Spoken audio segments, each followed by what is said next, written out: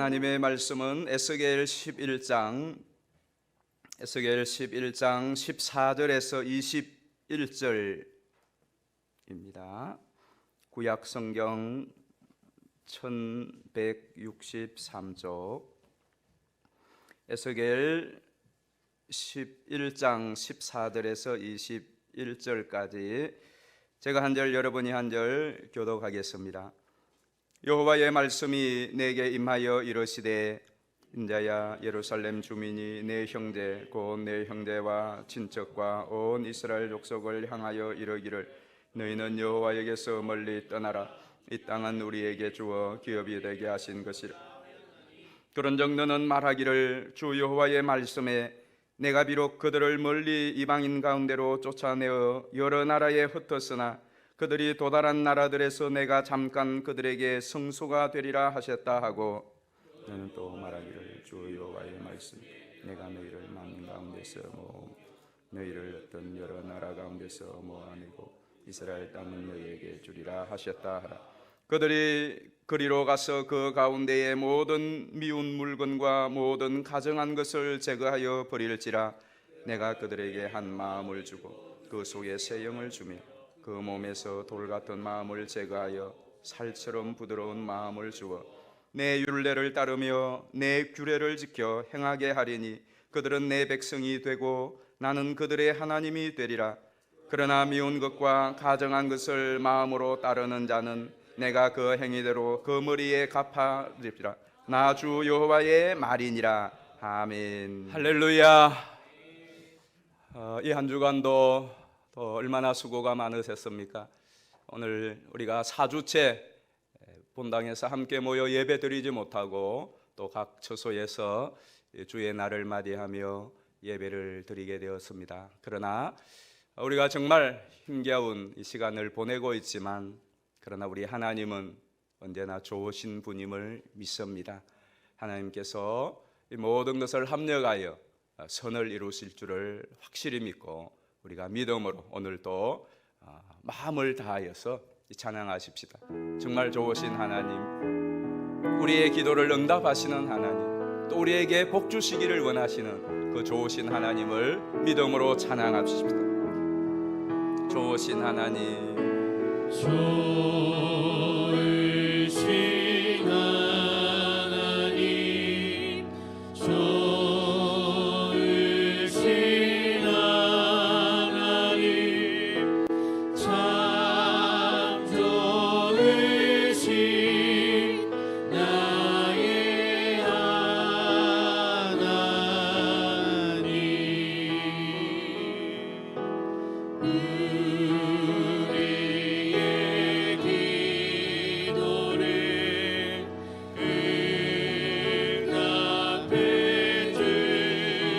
참 좋으신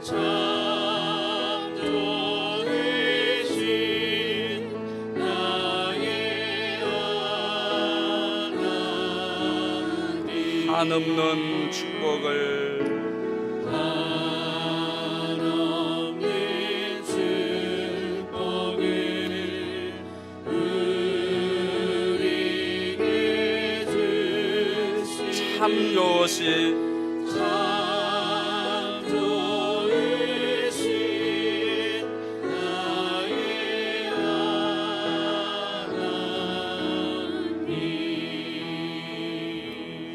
아멘. 지금 이 코로나 바이러스라고 하는 전염병 때문에 많은 이제 문화도 달라지고 있고 또 여러 가지 많은 생각들을 하게 될 겁니다.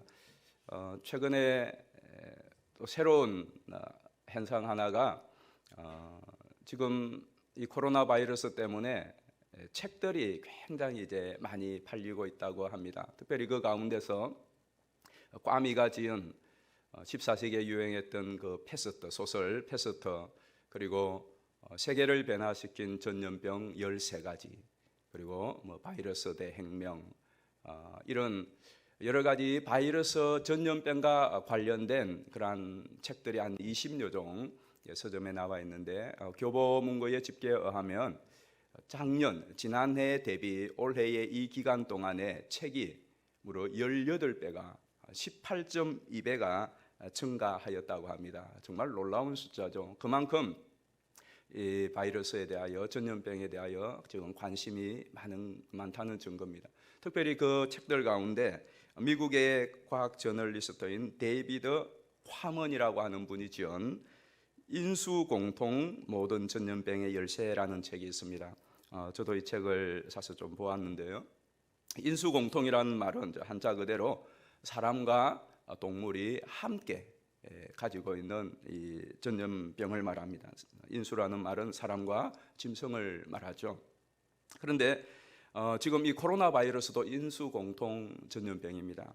이 인수공통 감염병이라고 하는 것은 사실은 동물에 있는 이 병원체가 사람에게로 전이되어 옮겨진 것을 말하죠.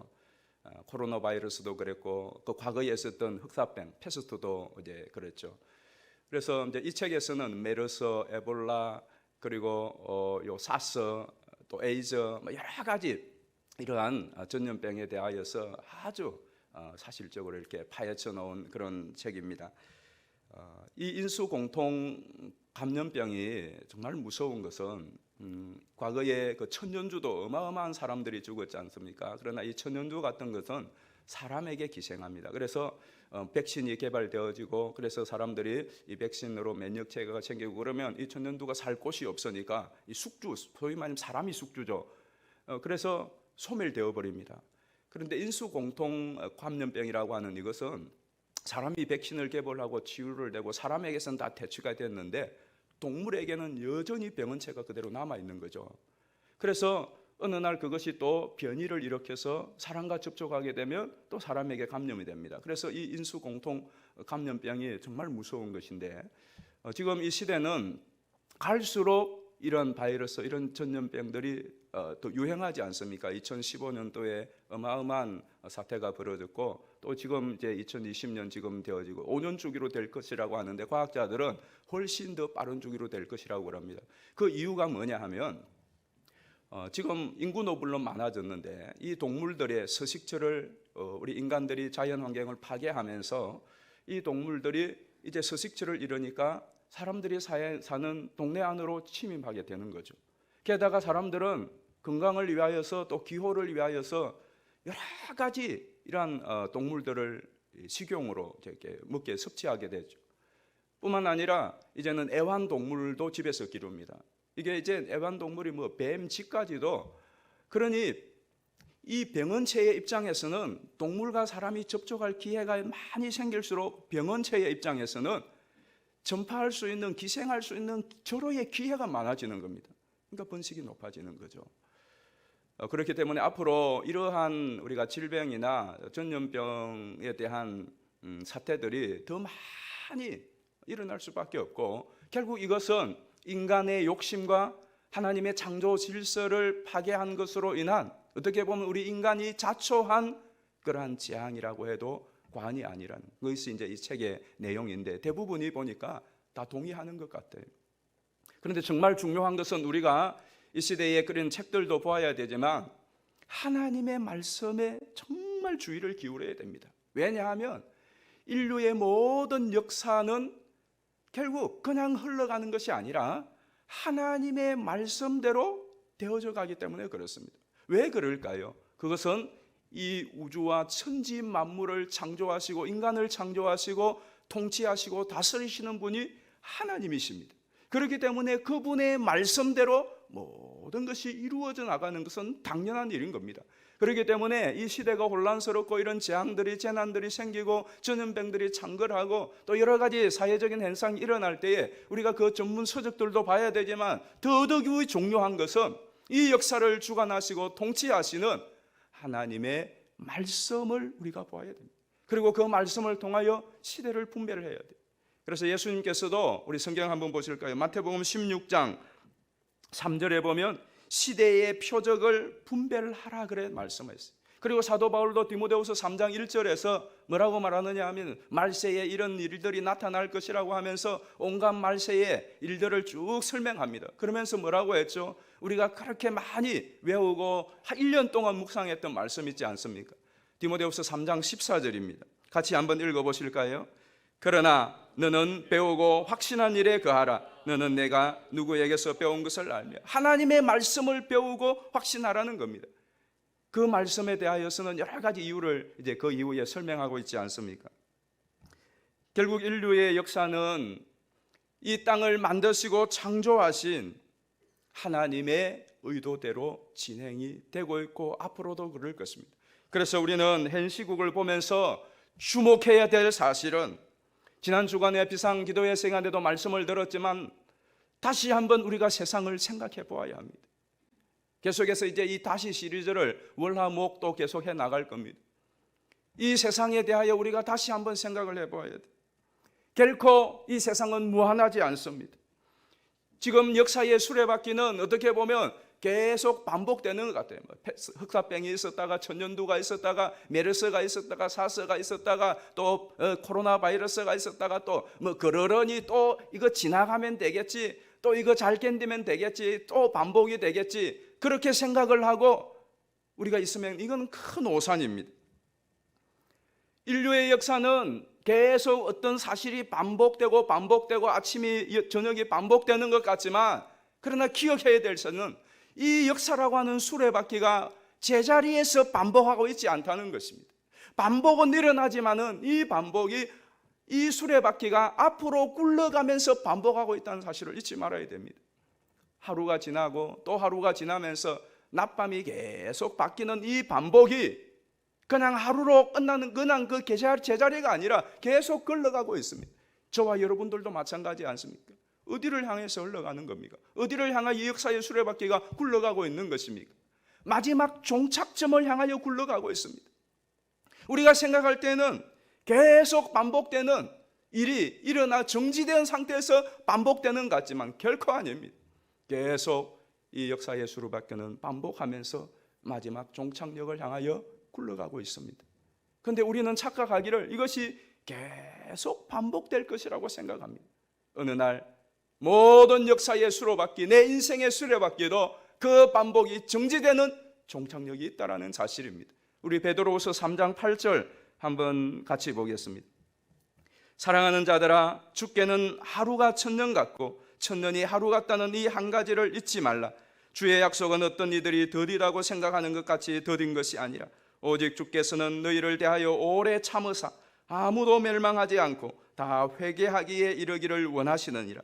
그러나 주의 날이 도둑같이 오리니 그날에는 하늘이 큰 소리로 떠나고 물질이 뜨거운 불에 풀어지고 땅과 그 중에 있는 모든 일이 드러나리로다 라고 말씀하셨어요. 그러므로 여러분, 우리가 지금 이 위기 한번, 이 코로나 바이러스 전국 여기만 어떻게 바이러스에 안 걸리고 이 위기만 잘 돌파하고 나면 또 괜찮겠지. 물론 괜찮을 겁니다. 그러나 그렇게 살아서는 안 됩니다. 그냥 위기를 돌파하고 위기만 잘 지내고 나면 되는 그런 식으로 계속 반복해서 살아서는 결코 안 되는 것입니다. 그러면 어떻게 살아야 됩니까? 이 모든 우주 만물과 천지 만물과 인생의 역사를, 우리의 생사화복을 주관하시는 하나님을 기억하고 살아야 됩니다. 디모데후서 4장 1절에 사도 바울이 유언처럼 한 그 말, 우리는 이 말씀을 꼭 기억하면서 특별히 이런 시국에 더 정신을 차리고 이 말씀을 기억해야 됩니다. 우리 같이 한번 읽어보십시다. 하나님 앞과 살아있는 자와 죽은 자를 심판하실 그리스도 예수 앞에서 그가 나타나실과 그의 나라를 두고 엄히 맹하노니, 우리 모두가 하나님 앞과 살아있는 자와 죽은 자를 심판하실 그리스도 예수 앞에서 그가 나타나실 것과 그의 나라를 두고 오늘을 살아가야 되는 것입니다. 이 사실을 명심하고 내일도 모레도 살아가야 됩니다. 왜? 우리 인생의 수레바퀴, 이 역사의 수레바퀴, 이 세상의 수레바퀴는 결국 이 앞에 멈추게 될 것이기 때문에 그렇습니다. 그렇기 때문에 저와 여러분 모두가 다시 한번 이 어려운 시국을 지나면서 단지 이 시국을 잘 넘길 그 생각만 하는 것이 아니라 이 어려운 시국을 내가 어떻게 살아야 될까, 그리고 앞으로 또 새날을 어떻게 살아야 될까, 내 인생의 역사의 수레바퀴, 이 지구의 역사의 수레바퀴가 주 앞에 멈추어서는 그날 우리가 어떻게 주님 앞에 설 것인가를 생각해야 됩니다. 여러분 그런 생각하지 않습니까? 저는 이런 생각을 계속해서 많이 합니다. 이 코로나 바이러스가 진정이 안 된다고 생각해 보십시오. 안 될 수도 있습니다. 지금 급속도로 세계로 번져나가고 이탈리아에서 수천 명이 죽고 지금 앞으로 어떤 일이 일어날지 모릅니다. 우리나라에서도 진정된 것 같지만 오늘 또 어느 분이 그런 말씀을 하세요. 어떤 교수님이 이 서울에 확인되지 않은 확진자가 얼마나 많을지 모른다는 거예요. 실제로 그렇습니다. 만약에 이런 코로나 바이러스가 진정되지 않고 우리의 온 노력을 다하는데 어떤 경로를 통하여서도 확산되어지고 우리가 시름시름 앓다가 계속 죽어도 나간다면 이렇게 인류가 멸망할 수가 있는 것입니다.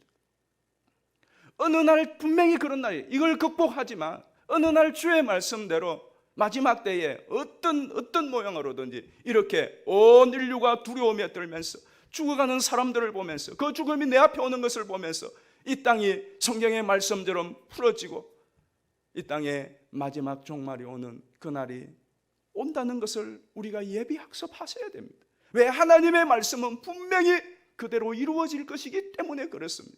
그렇다면 우리 어떻게 해야 되겠습니까? 특별히 저와 여러분이 지금 이 상황 때문에 함께 모여서 예배를 드리지 못합니다. 개인적으로 예배를 들어도 하나님이 받으시고 어느 곳에서 예배를 들어도 하나님이 받으시고 그거는 참된 예배입니다. 그러나 중요한 것은 우리가 함께 모여서 예배하는 이 공예배는 하나님께서 명하신 것이요 영원히 계속될 것이기 때문에 개인적인 예배 생활과 경건 생활이 신앙의 전부가 아닙니다. 그렇기 때문에 이 한 부분을 못하는 것이 우리의 안타까움인데 문제는 하나님께서 왜 이렇게 오랫동안 이 일을 우리 가운데 허락하시고 있는가 하는 것에 대하여 정말 깊이 통찰을 해야 합니다. 하나님께서 오늘 본문은 에스겔이 예루살렘 성전을 빼앗아 버렸을 때에 포로로 땅에서 하나님을 향하여 하나님 언제까지 이 상황을 두시렵니까? 하나님 왜 성전을 빼앗았습니까?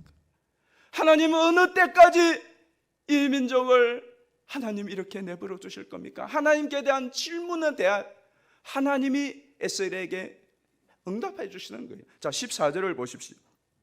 여호와께서 여호와의 말씀이 내게 임하여 이르시되 그랬죠. 13절에 보면 우리 13절 성경을 한번 보실까요? 같이 읽어보십시다. 이에 내가 예언할 때에 브나의 아들 블야다가 죽기로 내가 엎드려 큰 소리로 부르짖어 이르되 오호라 주 여호와여 이스라엘의 남은 자를 다 멸절하고자 하시나이까 하니라. 하나님이 설명하시고 계시는 거예요. 이 8장에서 11장은 왜 하나님이 이스라엘에게서 성전을 빼앗았는가를 설명하고 있는 내용입니다. 생각해 보십시오. 성전이 어떤 곳입니까? 하나님이 친히 설계도를 주었고 이스라엘 백성들을 출애굽에서 끌어낸 목적이 바로 하나님을 경배하기 위한 것이라고 했습니다. 그래서 그들은 성맥에서 설계도를 이미 받았습니다. 그리고 모형의 성막을 가지고 있다가 드디어 가나안을 정복하고 그들이 해야 될 제일 중요한 것이 무엇입니까? 성전을 세우고 거기에 예배 처소를 마련하고 하나님과의 만나는 것입니다. 그래서 하나님께서는 이 성전을 짓도록 하셨고 하나님이 거기 거하면서 너희들을 만나리라고 하셨습니다. 그 성전은 하나님의 집이요 하나님이 거하시는 처소입니다. 그런데 그 성전을 감히 누가 파괴하고 누가 빼앗을 수 있겠습니까? 하나님이 누구신데 느부갓네살 따위가 성전을 파괴할 수 있겠습니까? 코로나 따위가 성전을 빼앗을 수 있겠습니까? 하나님이 누구간데?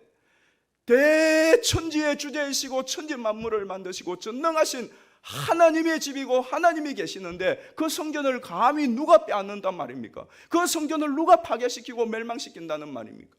가당키나 한 것입니까? 그런데 실제로 그런 일이 일어났습니다. 예루살렘 성전이 처참하게 무너지고 불타르지고 이스라엘 백성들은 그 성전을 홀라당 빼앗겼습니다. 누가 빼앗은 것입니까? 누가 파괴시킨 것입니까? 하나님이 계신 그 집을, 하나님의 존전을 누가 그렇게 할 수가 있습니까? 하나님이 하신 것입니다. 사람의 손을 빌려서 느부갓네살을 빌려서 하나님이 하신 것이죠. 실제로는 하나님이 성전을 빼앗은 것입니다. 에스겔에게 내가 성전을 빼앗았다라고 말합니다. 왜 하나님이 성전을 빼앗은 것입니까? 왜 하나님이 성전을 빼앗은 것입니까? 오늘 우리가 한번, 물론 우리가 구약의 성전과 우리가 뭐 같은 건 아니지만, 그러나 우리가 하나님 앞에 모여서 예배하는 이 예배의 이 공동체를 지금 어떠셨고, 이것이 한 달이 넘어되고 앞으로 얼마나 될지 모르는데 왜 하나님은 우리를 이 상태로 주실까? 살아계신 하나님이, 하나님의 백성들이 모여서 예배하는 것이 하나님의 염원이요, 이것이 최종적인 하나님의 계획임에도 불구하고 왜 우리 하나님께서 우리에게 이 시간을 빼앗았는지 여러분, 우리가 생각해 봐야 돼요. 오늘 성경을 통하여 주시는 해답은 이것입니다. 첫 번째는 우상을 좀 제거하라는 것입니다. 자, 우리 18절 한번 보십시다. 11장 18절 같이 읽겠습니다. 시작. 그들이 거리로 가서 그 가운데의 모든 미운 물건과 모든 가증한 것을 제거하여 버릴지라. 이게 하나님의 기대예요. 이렇게 흩어버려서 모든 가증한 것, 또 미운 물건들, 이건 뭡니까? 하나님이 볼 때에 미워하는 것이에요. 하나님이 보실 때에 가증스러운 것들이에요. 이걸 성전 빼앗으면 제할 것이다 라고 하나님이 생각한 것이에요. 도대체 어느 정도였는지 우리 8장을 보겠어요. 이 8장은 여러분이 성경을 좀 찾으시고 좀 몇 군데 좀 보도록 하겠습니다. 어느 정도인지 한번 보십시다. 8장 5절입니다. 같이 읽겠습니다. 그가 내게 이르되 인자야, 이제 너는 눈을 들어 북쪽을 바라보라 하시기로 내가 눈을 들어 북쪽을 바라보니 제단문 어기 북쪽에 그 질투의 우상이 있더라. 이 질투의 우상은 가나안 수호신인 아스다롯으로 생각을 합니다. 유다가 아스다롯의 도움을 받아서 이 위기를 극복하고자 하는 그런 모습을 나타내주고 있죠. 자, 그 다음에 뿐만 아니라 8장 6절도 한번 보십시다. 같이 읽습니다. 그가 또 내게 이르시되 인자야, 이스라엘 족속이 행하는 일을 보느냐? 그들이 여기에서 크게 가증한 일을 행하여 나로 내 성소를 멀리 떠나게 하느니라. 너는 다시 다른 큰 가증한 일을 보리라 하시더라. 10절. 내가 들어가 보니 각양 곤충과 가증한 짐승과 이스라엘 족속의 모든 우상을 그 사방 벽에 그렸고, 11절. 이스라엘 족속의 장로 중 70명이 그 앞에 섰으며 각기 손에 향료를 들었는데 향년이 구름같이 오르더라. 성전 안에서 지금 이런 일들이, 여기에 이 많은 곤충, 가증한 짐승들은 당시 이집트에 성했던 파충류 우상들을 말하는 것입니다. 이런 우상들 앞에 머리를 조아리면서 심지어 교회의 장로들, 이거는 오늘날 말하면 목사와 장로들, 지도자, 그들이 이것을 섬기며 이집트의 신들 앞에 이 위기에 도와달라고 지금 구걸하고 있는 모습을 그대로 나타내고 있습니다. 자, 그뿐이겠습니까? 나아가서 우리 14절, 성전 내부에 진입을 하자. 어떤 일이 벌어지나? 14절 같이 읽어봅니다.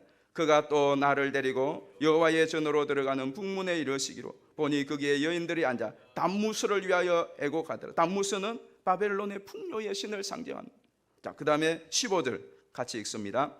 그가 또 내게 이르시되 인자야, 내가 그것을 보았느냐? 너는 이보다 더 큰 가증한 일을 보리라 하시더라. 16절. 그가 또 나를 데리고 여호와의 성전 안뜰에 들어가시니라. 보라, 여호와의 성전 문 곧 현관과 제단 사이에서 약 25명이 여호와의 성전을 등지고 나철 동쪽으로 향하여 동쪽 태양계에 예배하더라.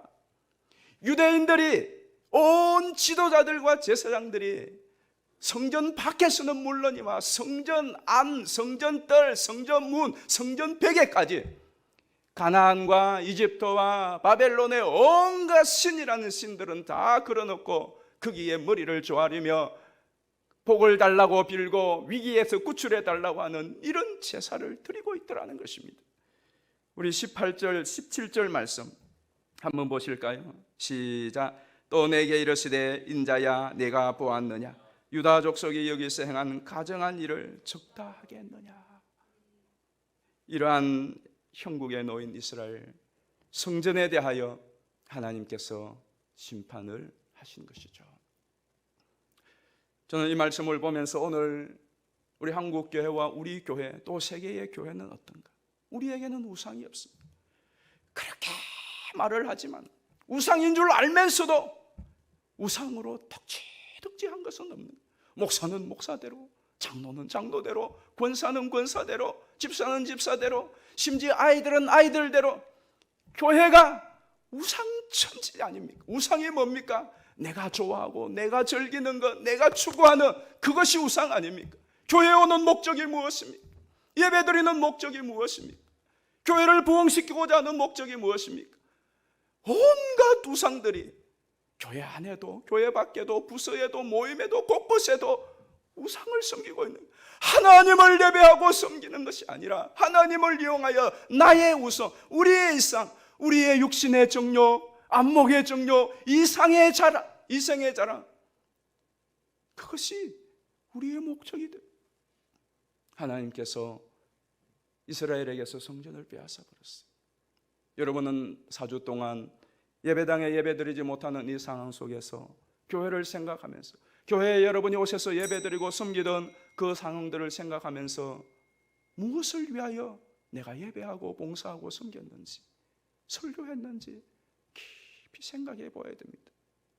나는 우상을 실제로 하나님을 섬긴다면서 우상을 섬기지 않았는지, 교회 안에 곳곳에 우상들이 그려져 있지 않는지, 다 우상화해서 좀 더 나은 인테리어, 좀 더 좋은 거, 보기 좋은 거, 그래서 그것으로 인하여 즐거워하는, 교회가 하나님으로 인하여 즐거워하고 하나님 때문에 기뻐하고 때로는 하나님 때문에 슬퍼하는 것이 아니라 이 우상을 하나님은 제거하시기를 원하십니다.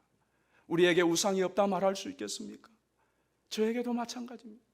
우리 교회에는 우상이 없다고 말할 수가 있겠습니까? 우리 한국 교회에 우상이 없다고 말할 수 있겠습니까? 세상 밖에 우상이 많은 것이 아니라 예배당 안에, 우리의 마음 안에, 우리의 가정에 얼마나 우상이 많습니까? 두 번째, 하나님이 이스라엘에게서 성전을 빼앗은 이유는 하나님이 성전의 주인입니다.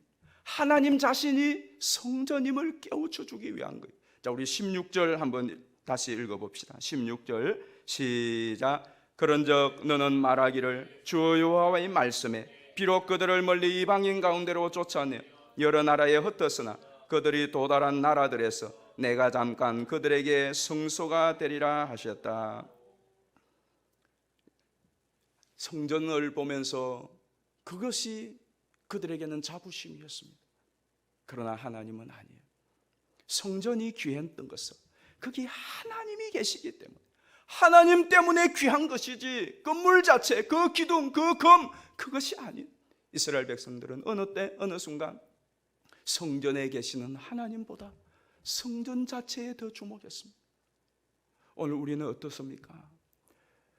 지난 주일 오후 이제 모든 일정을 다 마치고 이제 월요일 새벽 기도까지 준비를 마쳐놓고 오후 늦게 집으로 퇴근하여 들어갔습니다.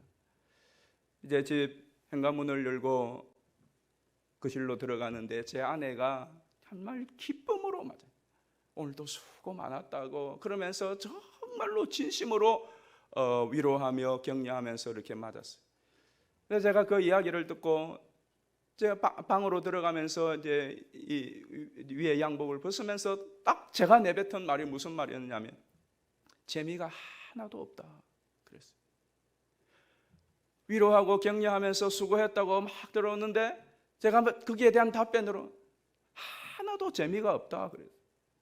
그런데 그 하나도 재미가 없다고 말을 내뱉자마자 바로 제 아내에게 내가 잘못했다고, 그리고 하나님 앞에도 회개를 했습니다.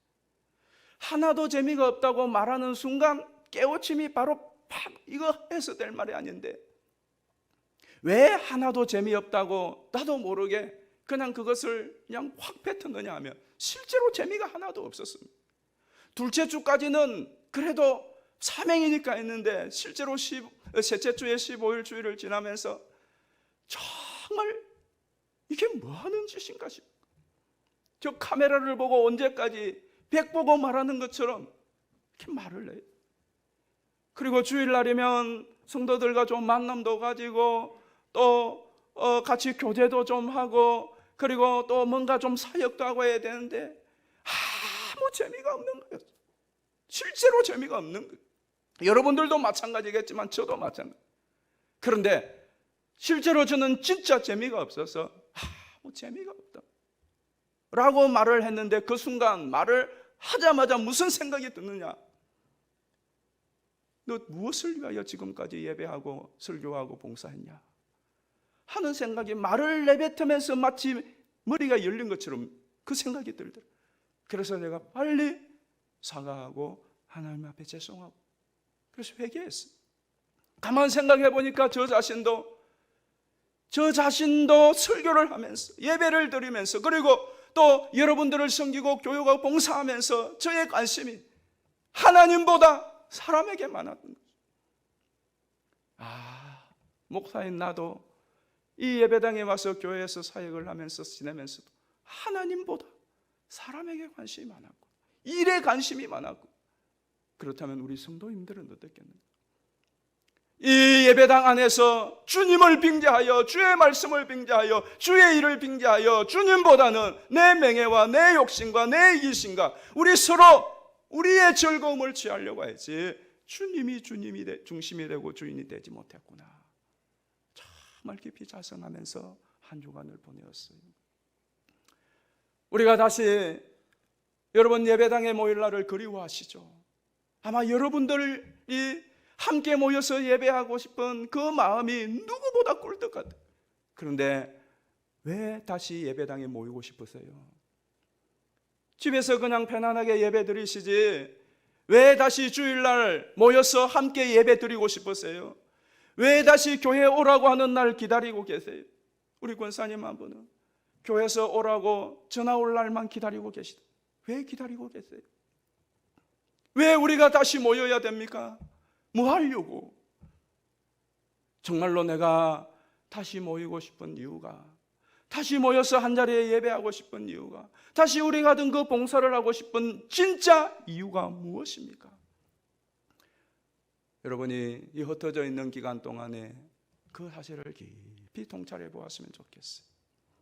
하나님이 교회의 주인이었는지 내 인생의 주인이었는지 내 신앙의 주인이었는지 정말로 내가 하나님을 예배하면서도 하나님을 생각했는지 정말로 하나님을 예배했는지 우리가 정말 이 시간이 길어지는 이유는 좀 더 깊이 생각해봐요.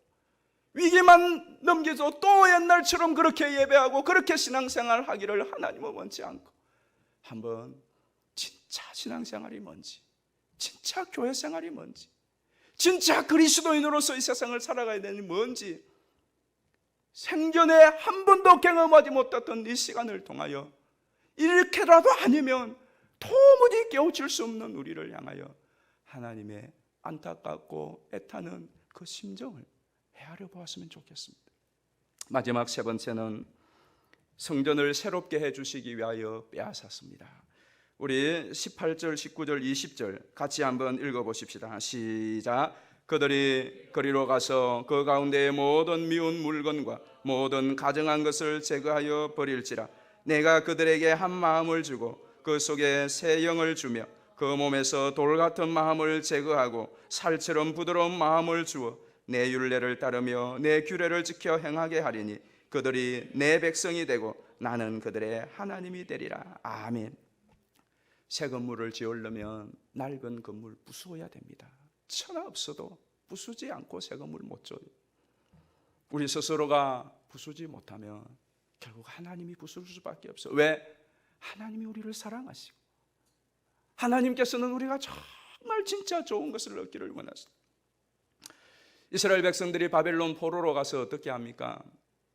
성전을 빼앗겼어요. 그러나 하나님이 이제는 친히 그들의 성전이 되어줬어요. 바벨론 포로로 가서 어떻게 하죠? 10편 137편 우리가 잘 아는 말씀입니다.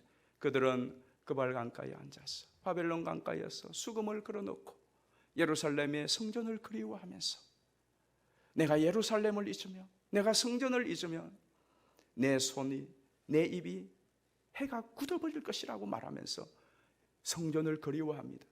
그리고는 이제는 진짜 하나님을 그리워합니다. 그러면서 어떻게 하죠? 그들이 흩어져 있는 거기에서 하나님 앞에 제단을 따서 그게 회당입니다. 진짜 이제는 하나님을 그리워하면서 하나님께 대한 예배를 그리워하면서 그들이 모인 가정에서 그들이 있는 처소에서 끼리끼리 모여서 하나님 아버지 앞에 진짜 예배를 드리는 거죠. 하나님을 정말로 그리워하는 거죠. 그게 회당이었습니다. 그리고 그 회당은 나중에 어떻게 되었죠? 500년이 지나고 나서 사도 바울이 복음을 전할 때 곳곳에 회당이 복음의 전초 기지가 되었고 새로운 교회로 거듭났습니다. 저는 이번 기회에 여러분의 가정, 여러분이 집에서 또 혹은 사무실에서 여러분 차 안에서 예배하고 기도하는 그 처소가 회당이 되기를 주의 이름으로 축원합니다. 여러분이 그동안 가정 예배도 제대로 못 드리고 주일 예배당에 와서 기도해야 하고 예배당에 와서 예배하는 것으로 때웠던 신앙생활을 하였던 분들 많이 계시죠? 어떤 분들은 집에서 예배를 드릴 마땅한 곳이 없어서 차 안에서 예배 드린다고, 차 안에서. 여러분의 그 골방에서 예배 드리고, 어떤 데는 가족들이 거실에서 그 거실이 전에는 텔레비나 보는 그러한 거실이었는데 이제 예배하는 거실이 되었. 전에는 텔레비에 뉴스만 보고 드라마만 보았는데 이제는 그 텔레비를 통하여 하나님 앞에 찬양하고 기도하고 예배하고 그 거실에 가족이 둘러앉아서 이전보다 더 예배하는 시간이 많아졌다면 이건 놀라운 축복입니다. 그 자리가 놀라운 하나님의 임재의 처소로 변할 줄로 믿습니다. 여러분의 골방에서 기도하던 이 시간에 그 골방이 새로운 역사로 거듭날 겁니다. 그리고 그런 주님을 사모하고 예배를 사모하며 성전을 그리워하던 그 마음을 갖고 우리가 다시 모이게 될 때 이전보다 더 큰 주의 영광과 주의 은혜와 축복을 누리게 될 줄로 믿습니다. 학계 2장에서 뭐라고 말합니까? 다시 그들이 포로에서 돌아와 스룹바벨 성전을 건축하고 거기에 예배할 때에 그 스룹바벨 성전은 솔로몬 성전보다 외관적으로는 훨씬 초라했지만 그러나 이전의 영광보다 나중의 영광이 더 크리라고 했습니다. 여러분, 우리가 다시 모여서 예배할 때에 다시 함께 신앙생활할 때에 이전의 과거와 비교할 수 없는 하나님의 임재와 영광과 하나님의 은총이 넘치게 될 줄로 믿습니다. 그것은 그냥 되는 것 절대로 아닙니다. 이 시간을 어떻게 보내느냐에 따라서 그렇게 되는 것입니다. 그러므로 저는 여러분에게 세 가지 권고를 이 말씀을 통하여 드리고 싶습니다. 첫 번째로는 철저히 진짜 회개하시기 바랍니다. 18절에 하나님은 우리에게 기대하고 있는 것이, 우리 18절을 다시 한번 큰 소리로 읽어보십시다. 시작. 그들이 그리로 가서 그 가운데의 모든 미운 물건과 모든 가증한 것을 제거하여 버릴지라. 이건 하나님의 기대예요. 하나님은 지금 저와 여러분에게 기대하고 있는 것이 뭐냐? 이걸 기대하고 있는 거예요. 어떻게 하면 이 바이러스 위기 잘 넘길까? 그게 아니라 이 시간을 통하여 철저히 우상들을 제거해 버릴 것을 기대하고 있습니다. 그렇게 하시기를 바라요. 두 번째로는 성도로서의 정체성을 잃지 말도록 해야 합니다. 포로에 갈려간 다니엘과 세 친구들 보십시오. 그 포로의 땅에서도 그들은 음식을 구별하였습니다. 여러분 지금 흩어져서 예배드리지만 성도로서 기도의 시간과 말씀과 예배의 시간, 또 이 어려운 시국에 크리스찬으로서의 바른 행실, 여러분 결코 비상시국이라고 어렵다고 잃어버려서는 안 됩니다. 포로로 끌려간 이 사람들이 그들의 포로의 땅에 가서도 신앙의 정체성을 잃지 않은 사람들이 있었습니다. 몸을 더럽히지 않았습니다. 세상에 섞이지 않았습니다. 오늘 이 어려운 시국에 저와 여러분이 이 정체성 지켜내야 됩니다. 마지막 세 번째로는 기도에 더욱 힘을 쓰시기 바랍니다. 우리 다니엘 기도에 많이 하죠. 이 다니엘 기도에도 그저 우리의 욕심의 성취를 위하여서 하는 경우 많아요. 다니엘은 어떻게 기도한 겁니까? 포로로 끌려가서 그 포로의 땅에서 자기의 조국을 위하여 예루살렘 성전을 위하여서 하루에 3번씩 뜻을 정하고 기도했습니다. 자기의 육체의 영위와 영욕의 그 안위를 위하여서가 아니었습니다. 자기 영달을 위하여서가 아니었습니다. 빼앗긴 성전과 조국을 위하여서, 그리고 심지어 사자굴에 던져 넣는다고 하였지만 그럼에도 불구하고 그가 있는 자리에서 그는 생명을 걸고 기도하였습니다. 비록 성전을 빼앗겼지만 그의 사무실에서, 그의 일터에서 그는 성전과 조국을 위하여 기도하였듯이 이 어려운 때에 여러분들이 이 예배당에 놓지 못하죠. 이 기도의 처소에 놓지 못합니다. 여러분이 계신 사무실, 여러분의 가정, 여러분이 있는 그곳에서 이 나라와 교회를 위하여 기도하셔야 됩니다. 오늘 16절 말씀 읽고 말씀을 마무리하겠습니다. 우리 16절 같이 한번 큰 소리로 읽겠습니다. 시작. 그런즉 너는 말하기를 주 여호와의 말씀이 내가 비록 그들을 멀리 이방인 가운데로 쫓아내어 여러 나라에 흩었으나 그들이 도달한 나라들에서 내가 잠깐 그들에게 성소가 되리라 하셨다 하고, 이 말씀을 여러분이 꼭 기억하시기를 바랍니다. 지금 누가 제일 가슴이 아플까요? 어떤 분들은 그래요. 오늘도 아침에 어느 분이 문자를 보냈어요. 목사님, 오늘 또 설교하실 때 얼마나 힘드실까? 위하여 기도합니다. 오늘 또 예배에 은혜가 있기를 원합니다.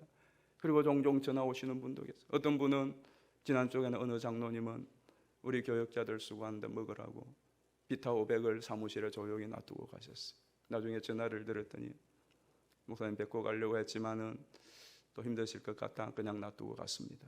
어떤 분은 과일을 갖다 주신 분도 계시고, 어떤 분은 마스크를 몇 개 갖다 주신 분도 계시고, 그러면서 위로해 주세요. 얼마나 힘드실까? 얼마나 마음이 아프세요? 그런데 여러분들도 똑같죠. 아무리 우리가 지금 이 사태 때문에 예배당에 모여서 함께 예배하지 못하는 것 때문에 마음이 아프다고 할지라도 우리보다 몇 억만 배 더 마음이 아플 분은 누굽니까? 하나님이십니다. 오늘 본문에 보십시오. 하나님께서 그 예루살렘 성전에 있어야 되는 그 성전을 빼앗고 하나님이 친히 이 바벨론 포로의 그들의 현장으로 가셨어요. 거기에 성소를 만들고 22절에 보면은 하나님의 그 보좌에 수레바퀴가 달려서 그걸로 이동하십니다. 누가 제일 힘들고 가슴 아픕니까? 하나님이세요. 여러분은 하나님의 마음을 생각해 보셨습니까? 지금 이 상황을 보고 계시는 하나님, 하나님의 백성들이 예배하지 못하는 이 상황에 대하여 하나님의 마음은 어떠실까?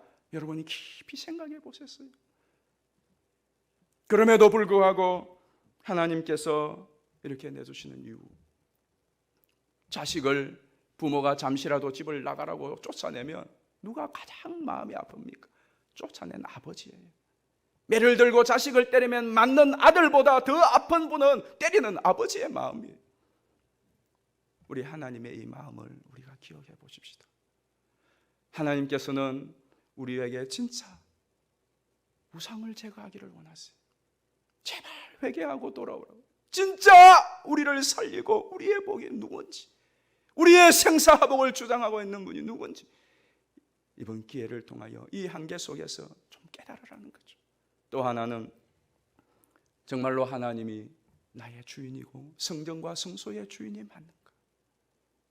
우리가 하나님보다 다른 것에 더 관심. 세상 사람들은 그렇다 따지고 교회에 드나드는 수많은 성도들이, 교회의 지도자들이, 교회 자체가 하나님보다는 교회를 세워놓고 자기의 영달을 추구하고 이익과 이기심을 추구하는 그러한 장소로 전락된 것 아닙니다. 하나님께서는 이 모든 것을 통하여 결국은 우리를 더 좋게, 정말 더 좋게 해주시기를 원하는 하나님의 이 가슴 아프고 애타는 심정을 우리가 깊이 생각하면서 다시 우리가 하나님이 거하실 처소로, 우리가 다시 모일 성전으로, 그리고 영원히 주와 함께 거하게 될 그 성전을 사모하면서 그 아름다운 성전으로 준비되어지고 가꾸어지어도록, 그래서 정말 하나님이 미워하시고 싫어하는 것들을 다 제거하고 청산하고 우리에게 부드러운 마음을 달라고 우리가 간절히 기도하고 주의 율례를 따라 지킴으로 하나님께서 우리에게 주시는 그 놀라운 임마누엘과 여호와 살롬의 그 축복을 저와 여러분이 누리고 또 이 땅 가운데 이 생명의 은혜의 이 평강과 축복의 복음을 증거하는 우리의 삶이 되어서 참된 성전의 축복을 이후에 누릴 수 있게 되기를 주의 이름으로 축원합니다. 우리에겐 소원이 하나 있네. 우리 함께 찬양합시다. 정말 이것은 우리 교회를 향한 하나님의 소원이요, 하나님의 마음이에요.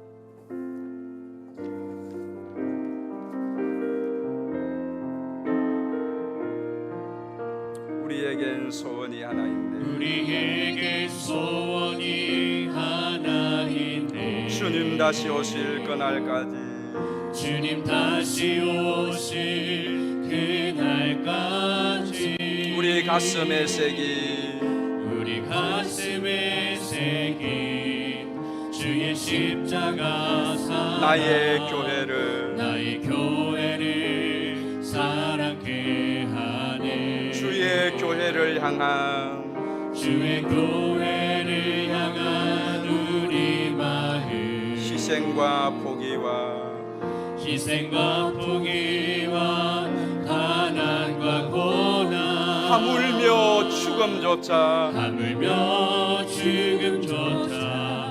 우릴 막을 수 없네. 우리 교회는 이 땅의 희망 교회를 교회되게 예배를 예배되게 우리를 사용하소서.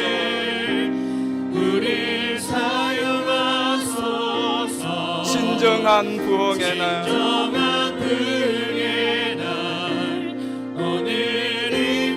우리를 사용하소서. 성령 안에 예배하리라.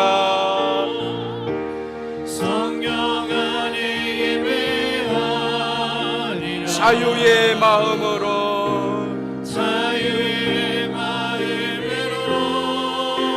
사랑으로 사역하 교회는 생명이니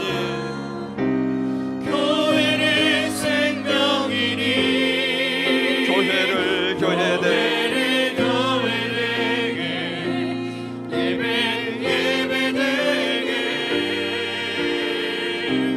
우리 사용하소서. 진정한 부흥의 날 진정한 부흥의 날 오늘 임하도록 우리를 사용하소서. 우리 사용하소서. 우리 시간 같이 한번 기도하십시다. 여러분, 이 위기를 그냥 잘 넘어가고 또 한번 이 사태를 넘기면 끝나는 것으로 생각하면 안 됩니다. 다시 우리가 모일 때에 그냥 똑같은 모습으로 모여서 예배한다면 무슨 의미가 있겠습니까? 이 시간에 정말 우리 육신의 정욕, 안목의 정욕, 이상의 자랑으로 가득했던 죄악들을 용서하시고 온갖 더럽고 가증한 우상들을 우리 심령에, 우리 가정에, 우리 교회 안에서 우리의 삶 가운데 철저히 제거하게 하여 주십시오. 예수님을 진정한 주인 삼고 참된 성도로서 교회로서의 거룩한 정체성을 회복하고 이제는 제 기능을 다하게 하여 주시옵소서. 코로나 바이러스의 감염과 확산을 막아주시고 속히 건절되어 그래서 교회와 가정과 사회가 다시 일상을 회복할 수 있도록 우리 간절한 마음으로 우리 주여 한번 부르고 통성으로 기도하겠습니다. 주여 하나님 아버지 하나님, 우리가 함께 모여 예배드리지 못한 지 벌써 4주가 넘어갑니다. 아버지, 그동안 우리가 헛되이 주를 경배하고 예배하고 하나님 아버지여, 주님이 주인 되지 못해 온갖 더러운 우상들로 가득한 그러한 예배와 그러한 교회 생활을 하고 있습니다. 하나님 아버지, 우리가 하나님보다 세상에 관심이 더 많아 하나님의 마음보다 하나님을 사모함보다 하나님이여 종교행위로 예배를 드렸던 것이 너무나 많습니다. 우리의 죄와 허물을 용서하여 주시고 우리를 사하여 주시옵소서. 우리를 정결하게 하여 주시기를 원합니다. 하나님 아버지, 우리가 다시 한번 하나님 새롭게 거듭나게 하여 주옵소서. 새 단장을 하게 하여 주옵소서. 우리의 마음의 새 단장을, 우리의 신앙의 새 단장을 하여서 주 앞에 다시 모일 수 있도록 주님 역사하여 주시옵소서. 하나님 역사하여 주시옵소서.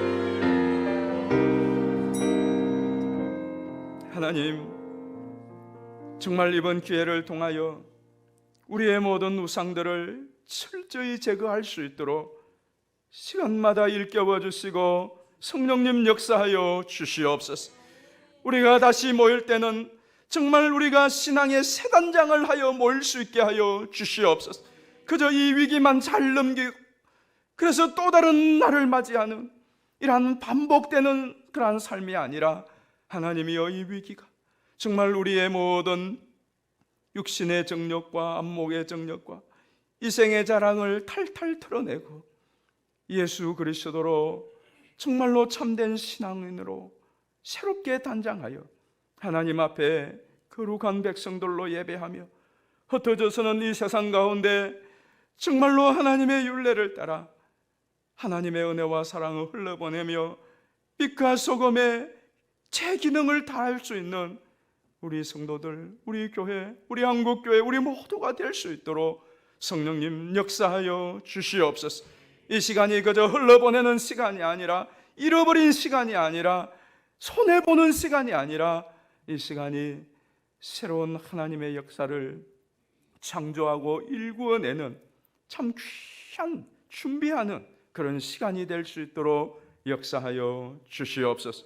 코로나 바이러스의 감염과 이 확산을 하나님 막아주시고, 이제는 아버지 하나님이여, 이 비상시국을 해제시켜 주시옵시고 다시 교회와 가정과 사회가 일상을 회복할 수 있도록 하나님 은혜를 베풀어 주시옵시고, 우리 성도들 한 주간도 눈동자처럼 지키시고 보호하여 주시옵소서. 예수님의 이름으로 기도하옵나이다. 아멘.